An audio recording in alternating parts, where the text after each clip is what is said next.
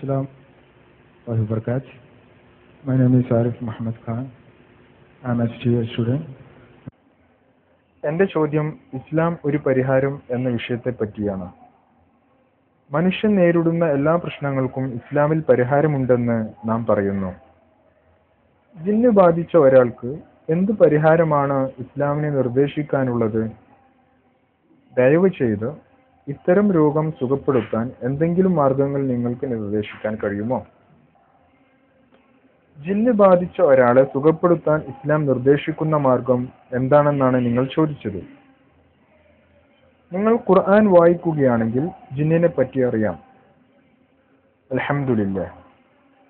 സിഹറിനെ കുറിച്ചും ഖുർആനിൽ പരാമർശിച്ചിട്ടുണ്ട്. സിഹർ ഒരാളും ചെയ്യാൻ പാടില്ല. എന്നാൽ സിഹർ എന്ന വസ്തുതയുണ്ട്. നമ്മൾ അതിൽ നിന്നും അകന്നു നിൽക്കണം. ആർക്കെങ്കിലും ഷെയ്ത്വാൻ മൂലമുള്ള സിഹർ ബാധിച്ചാൽ അതിന് ഹദീസിൽ റുഖ്യ പരാമർശിച്ചിട്ടുണ്ട്. സ്വഹീഹായ വ്യത്യസ്ത ഹദീസുകളിൽ എങ്ങനെയാണ് റുഖ്യ നടത്തേണ്ടതെന്ന് പ്രവാചകൻ സല്ലല്ലാഹു അലൈഹി വസല്ലമ സൂചിപ്പിച്ചിട്ടുണ്ട്. മനുഷ്യരാശിക്ക് ഖുർആനിൽ രോഗശമനമുണ്ടെന്ന് ഖുർആനിലെ 15-ാം അധ്യായമായ സൂറത്ത് ഹിജ്റിലും പരാമർശിച്ചിട്ടുണ്ട്. അതുകൊണ്ട് ഖുർആൻ തന്നെ രോഗശമനത്തിനുള്ള മന്ത്രമാണ്. അതുപോലെ തന്നെ സൂറത്തുൽ ഫാത്തിഹയും അവയിൽപ്പെട്ടതാണ്.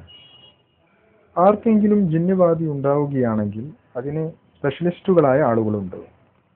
ഇവിടെ ഹാർട്ട് സ്പെഷ്യലിസ്റ്റുകളായ ആളുകളുണ്ട്, ബ്രെയിൻ സ്പെഷ്യലിസ്റ്റുകളുമുണ്ട്. അതുപോലെ ബാധയുള്ള ഒരാൾക്ക് ഇസ്ലാമിൽ എങ്ങനെ റുഖ്യ ചെയ്യണമെന്ന് സ്പെഷ്യലൈസ് ചെയ്ത സ്പെഷ്യലിസ്റ്റുകളുമുണ്ട്. മതതാരതമ്യ പഠനത്തിൽ ഒരു സ്പെഷ്യലിസ്റ്റാണ് ഞാൻ.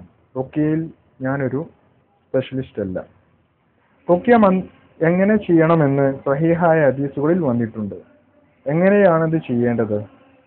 റുഖ്യയിൽ സ്പെഷ്യലൈസ് ചെയ്ത ആളുകളുടെ അടുത്തേക്ക് നാം പോകണം. ഷെയ്ത്താൻ മൂലമുള്ള സിഹർ ബാധിച്ച ആൾക്കുള്ള ചികിത്സയാണ് റുഖ്യ കൊണ്ട് ഇവിടെ അർത്ഥമാക്കുന്നത്. സ്വഹീഹായ പല ഹദീസുകളും ഇത് പറയുന്നു.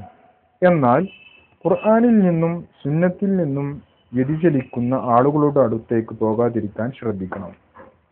സിഹർ ബാധ ചികിത്സിച്ചു മാറ്റാൻ കഴിയും എന്ന് പറയുന്ന ധാരാളം ആളുകളുണ്ട്. എന്നാൽ അവരിലധികം പേരും ഖുർആനിലെയും സുന്നത്തിലെയും മാർഗനിർദ്ദേശങ്ങളിൽ നിന്ന് അകന്നുപോയിക്കൊണ്ടാണ് ഇത് ചെയ്യുന്നത്. അതുകൊണ്ട് ഖുർആനും സ്വഹീഹായ ഹദീസുകളും പിന്തുടരുന്ന ആളുകളുടെ അടുത്തേക്ക് പോകുക. ചികിത്സ ഖുർആനും സ്വഹീഹായ ഹദീസുകളും അടിസ്ഥാനമാക്കിയാണെന്നും അതിൽ നിന്ന് അകന്നിട്ടില്ല എന്നും നോക്കുക.